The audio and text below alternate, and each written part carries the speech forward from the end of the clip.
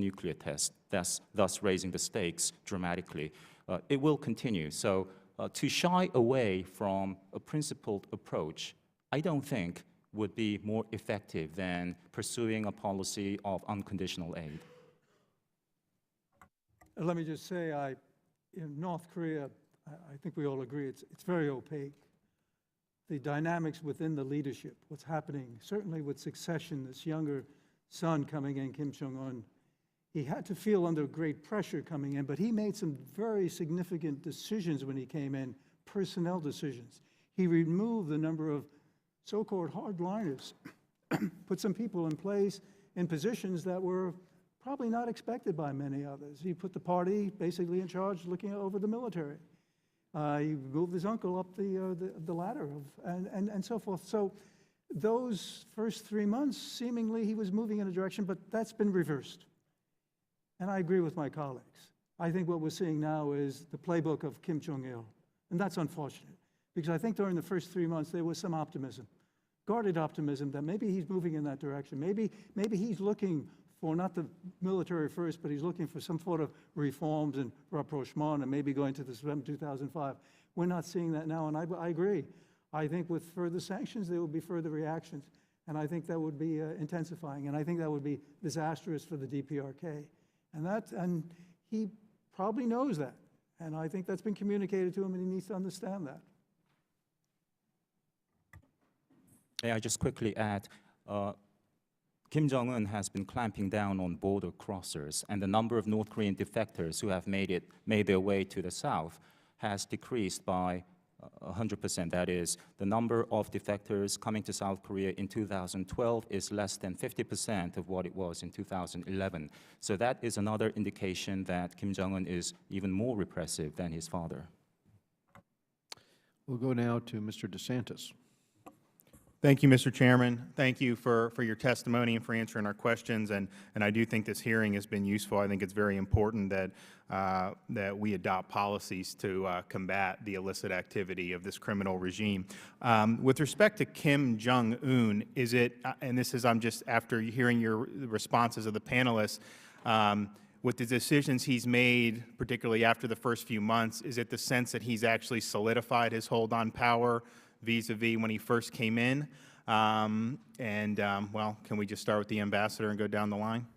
I would say, sir, yes. I think solidify, I wouldn't go that far. I would say I think he feels comfortable with the decisions. He's made a number of decisions. He's moved the Minister of Defense a few times. He's changed the number of ministers there. He's moved people around quite a bit.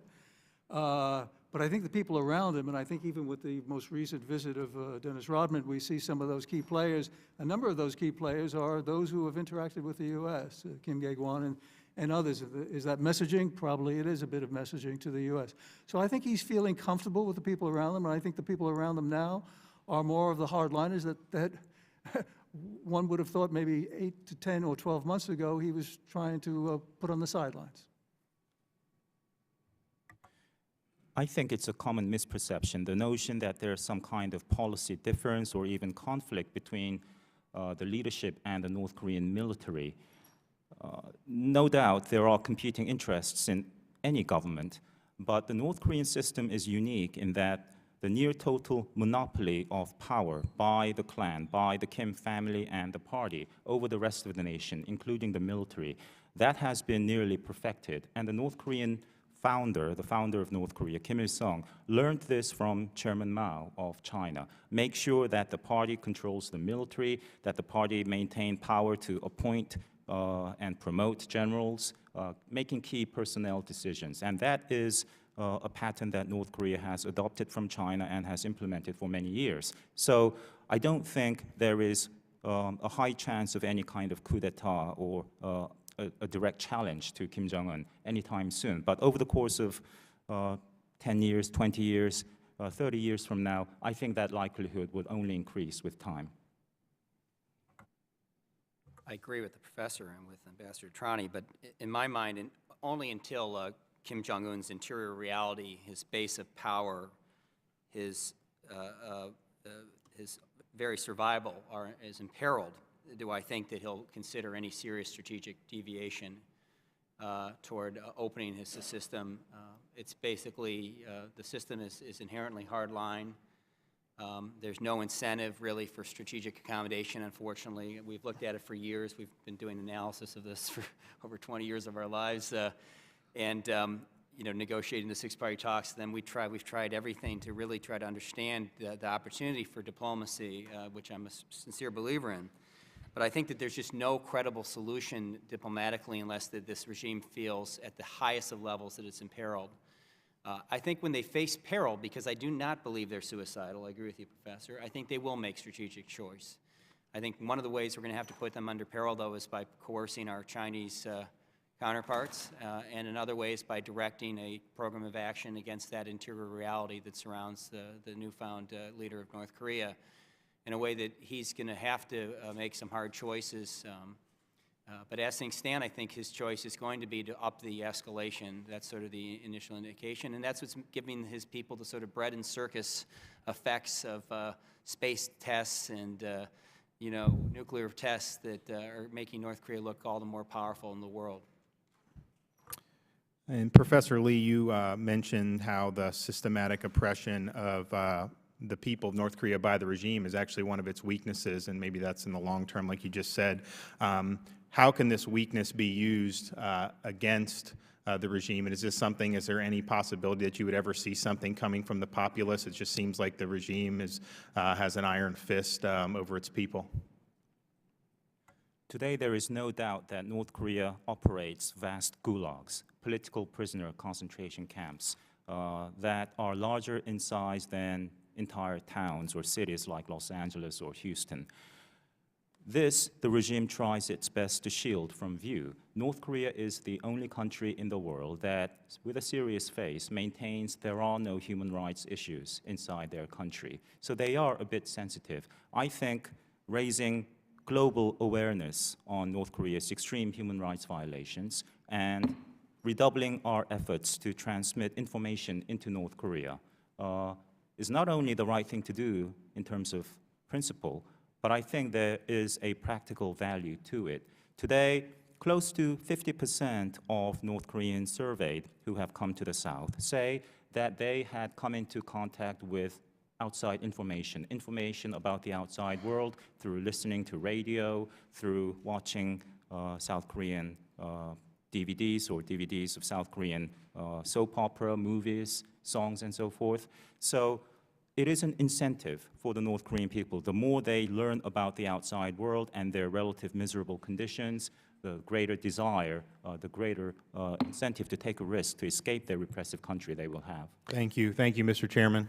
We go down to Mr. Deutsch, Ranking Member of the Middle East Subcommittee. Thank you, Mr. Chairman. I'd just like to follow on the excellent line of questions of my colleague from Florida, Mr. DeSantis, and Dr. Lee, your last response. It's little wonder, I think, just as on cable news shows, Dennis Rodman's visit to North Korea got some attention here. What's so disconcerting is that Rodman's, the coverage of this visit, even on cable television, even on the so-called news shows, didn't focus on anything other than the fact that he's a celebrity who was visiting. There was little coverage at all during his visit of exactly what you and Mr. DeSantis just brought up, and that is the fact that North Korea is one of the worst human rights violators in the world. According to Human Rights Watch, there are hundreds of thousands of North Koreans, including children, in prison camps. Arbitrary arrest, lack of due process, torture are pervasive. We didn't hear about this in all of the coverage of this visit. There's no independent media. There's no functioning civil society. There's no religious freedom. And government policies have continually subjected the North Koreans to food shortages and to famine. Dr. Lee, just to, if I could ask you to follow up on your last exchange, how do we change the narrative about North Korea so that the human rights situation is also at the forefront of all of our discussions? What do we do to make sure that, that we highlight this abysmal record as we talk about the future of North Korea? And what can the UN do to enable more of the naming and shaming that a lot of us think might be so helpful in really pursuing this agenda? Dr. Lee. The Rome Statute of the International Criminal Court defines crimes against humanity in this way: systematic and widespread attack against the civilian population with knowledge of attack, with intent. What kind of attacks? Well, it defines 10 categories. Things like murder, extermination, enslavement, deportation, torture, and other forms of severe deprivation of physical liberty, crimes of sexual nature, persecution based on political, national, racial, ethnic, gender, religious grounds, and so forth. The only crime that North Korea does not fulfill perfectly is the crime of apartheid, institutionalized racial oppression, because North Korea has a high degree of ethnic homogeneity. It is global news. It is newsworthy, what North Korea has perpetrated over the past 60 years or more.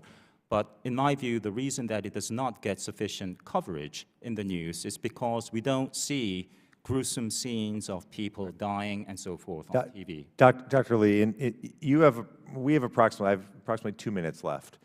Let's use this opportunity. You told us, you spoke about the crimes that are being violated, and you spoke generally about the gulags. Take the last minute and a half, describe them in some detail, please, so that we can highlight these atrocities. The gruesome things that go on in the gulags are so gruesome they come across as unbelievable.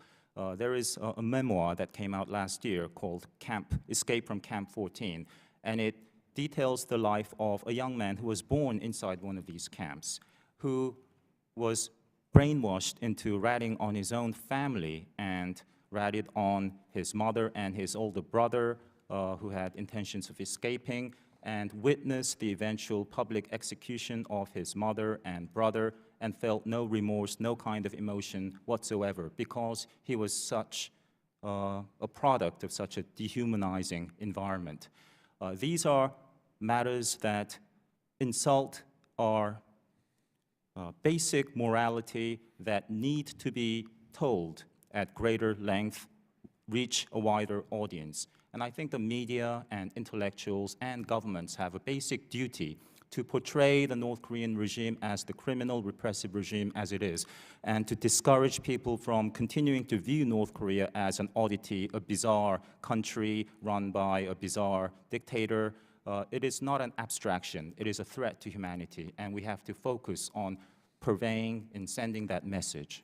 I'm grateful for that, Dr. Lee. And Mr. Chairman, I'm grateful for you holding this hearing today so we can have that. Thank you, and I do want to recommend for the members and actually for the audience as well, Shin Dong-hyuk's book, Escape from Camp 14. I've had a chance to meet with him, to interview him, and for those who question whether or not this is true, I saw the scars on his back from his torture, and this is a riveting account of how dehumanizing it is in a totalitarian system to live your life because of presumed sins of your parents, in a situation where there is no hope. But this is one young man who did escape and did tell that story, and we owe it to ourselves, really, to familiarize ourselves with what is happening there. My father took photographs when they liberated Dachau. He had his brother's camera. The photos taken there are eerily reminiscent, of these photos that you see that come out of these camps in North Korea, where family members are held as well, including young children. But we go now to Mr. Messer for your questioning. Thank you, Mr. Chairman, members of the panel. Building on that line of questioning, it is, of course, ironic that we're here this week having this hearing in the same week that we hear about Dennis Rodman's trip to North Korea, and that on face would be a joke, something no one would care about. But it's not a joke, because, frankly, it trivializes a circumstance that ought not to be at all trivial. You mentioned the human rights violations, nuclear proliferation, organized crime, and it's important that we keep the public sentiment in America up on this important topic to stay strong on the challenges that we face with North Korea. But I want to turn to another area of public sentiment. Dr. Lee, you mentioned several actions you'd like to see South Korean leadership put forward. Of course, those actions are somewhat dependent on public sentiment in South Korea. And I would ask you or any others on the panel to expand upon what the current public sentiment is in South Korea towards North Korea. Has that changed any in recent years?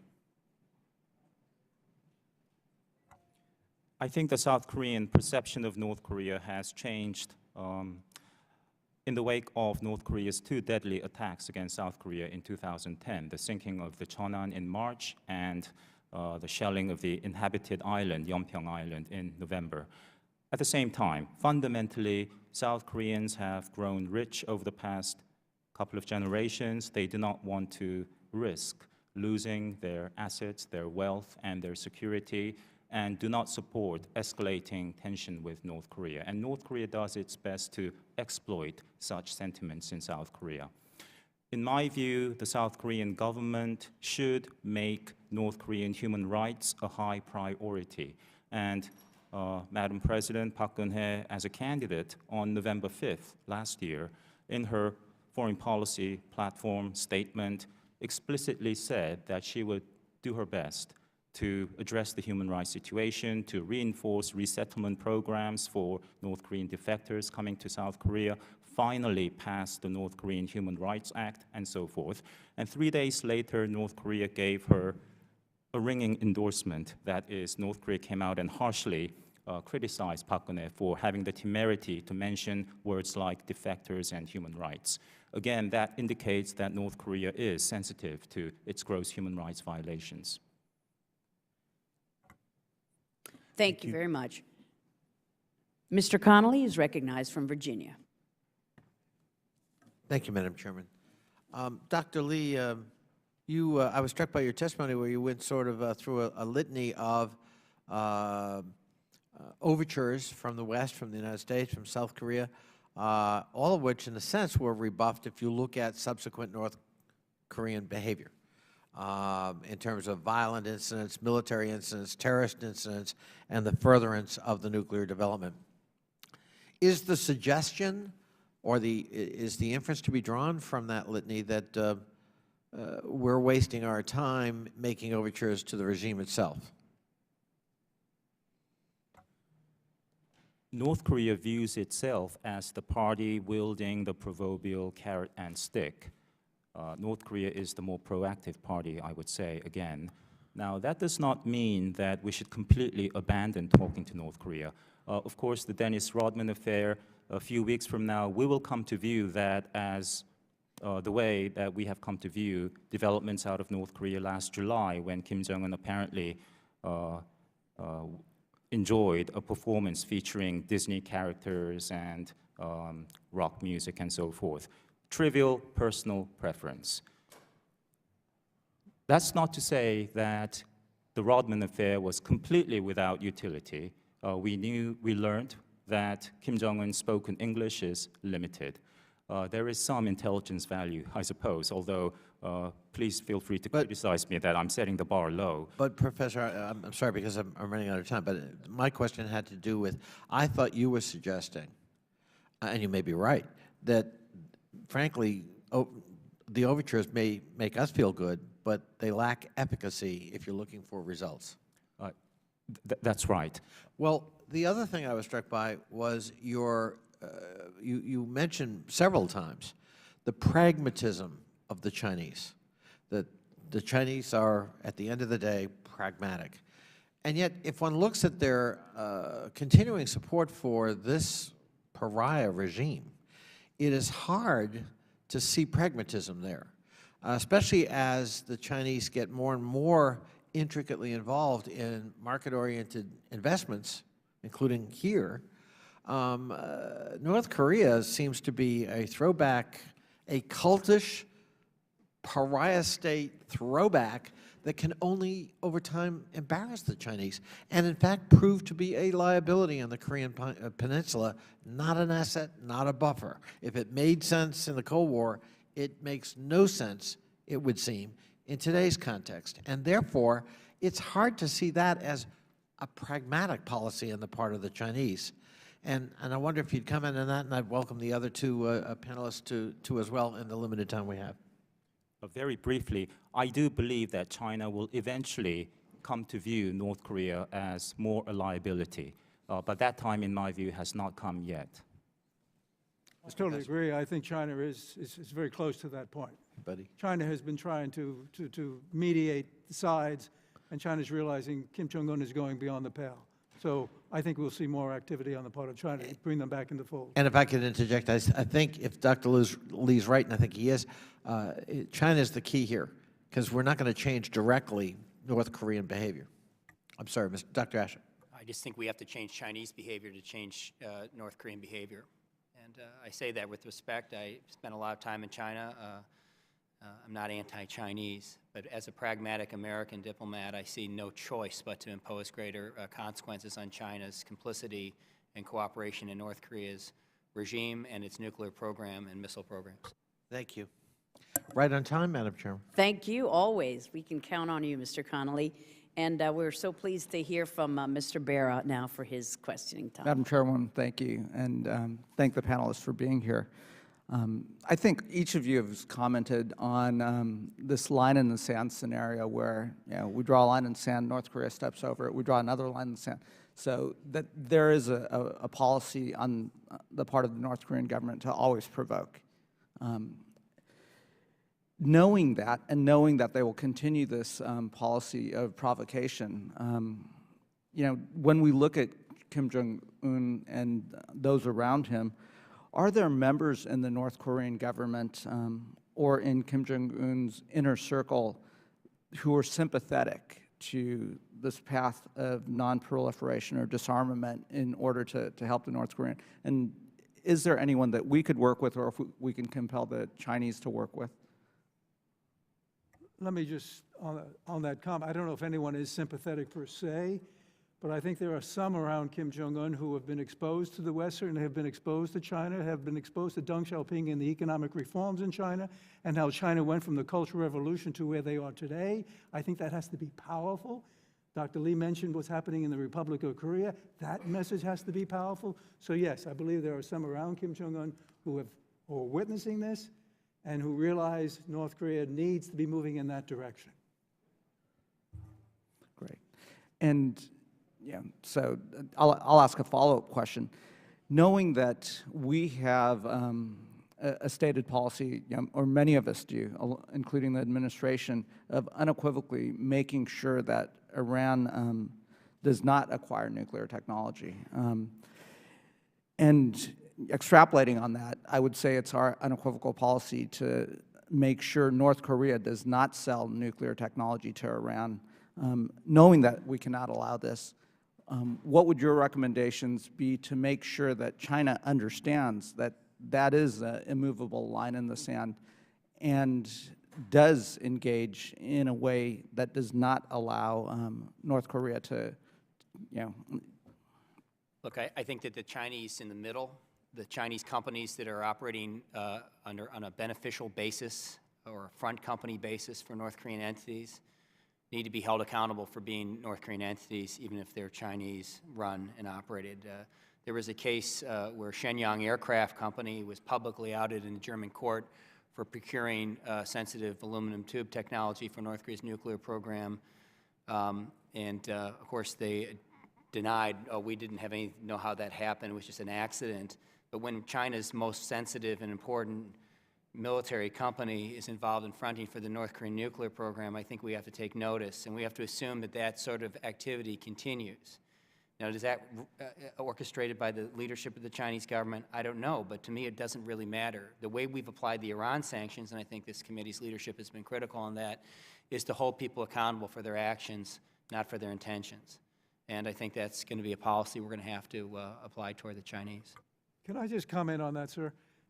There is a robust dialogue with the People's Republic of China and Beijing on these issues, these non-proliferation issues, certainly North Korea and North Korea's behavior and the concern about the proliferation and so forth. So, I mean, and a lot of information is being shared back and forth. So I think there is a dialogue, a very rich dialogue, and hopefully we'll see a great attraction on both sides.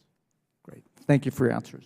Thank you very much. And although we have no further requests for time, I would like to yield to my colleague, Mr. Faloma Vega, who would like to make a statement of clarification. The gentleman is recognized. Thank you, Madam Chair. I just wanted to offer a couple of comments about what was mentioned, that my name was mentioned. My good friend from California, Congressman Sherman, said that he doesn't agree with my observation about the U.S. taking a hypocritical role on the nonproliferation issue. I want to be clear on this. It's not the United States, it's the whole concept of nonproliferation, where the United States is a member of the nuclear super members of the Security Council. I want to commend President Obama for his efforts to try to limit or to go down, lessen the number of nuclear weapons that we now have in state. It's my understanding we now have enough nuclear weapons around the world, enough to blow this planet 10 times over. And I believe, and correct me, I think already that we have currently about 5,000 nuclear weapons in stockpile. The Russians have a little more. The British and the French have a couple of hundred here and there. So my point about this is that it's the hypocrisy of the concept and not of my country, the United States. Secondly, my good friend Mr. Marino made reference to Dennis Rodman's visit to North Korea. He did not go there to represent the United States. Yes, he is a great basketball player who happens to be a U.S. citizen. But I don't think in anywhere Mr. Rodman has ever given any indication that he was there representing President Obama or anybody in our government. I think we need to be clear on that. And my friend from California, Mr. Raubacher, I don't know what he meant about coconuts. Yes, I'm from the islands. We eat a lot of coconuts. Perhaps my colleagues in the committee could try and taste some of the coconuts. It's very juicy, delicious, nutritious. Maybe we need to take some of the coconuts and see that perhaps we can find better ways. One point of observation I want to say to our friends here. Last year, months ago, we had a hearing. We were talking about North Korea. Up and down, the whole thing, North Korea this, North Korea that. And not one of our expert witnesses ever said anything about South Korea, if South Korea does not have any meaning or relevance to the issue when we talk about North Korea. And this has been my concern. My concern personally, Madam Chair, the only way we're going to resolve the problem is that the leaders of the people of North and South Korea have got to do it themselves. Because what happens? 23 million people live in North Korea, but 12 million Koreans live in Seoul, only 30 miles away from the demilitarized zone. So where do you think that it's so simple that by giving sanctions that all of this is going to solve the problem? It's not. But I do want to commend our witnesses for the tremendous advice and the expertise that they've offered us. And thank you, Madam Chair, Thank giving you me for that statement. And you. in South Florida, we share a lot of information through what Jimmy Buffett calls the coconut telegraph. So it's very important. And I want to commend the chairman for an excellent hearing and wonderful witnesses and great suggestions for further legislation. And with that, the committee is adjourned.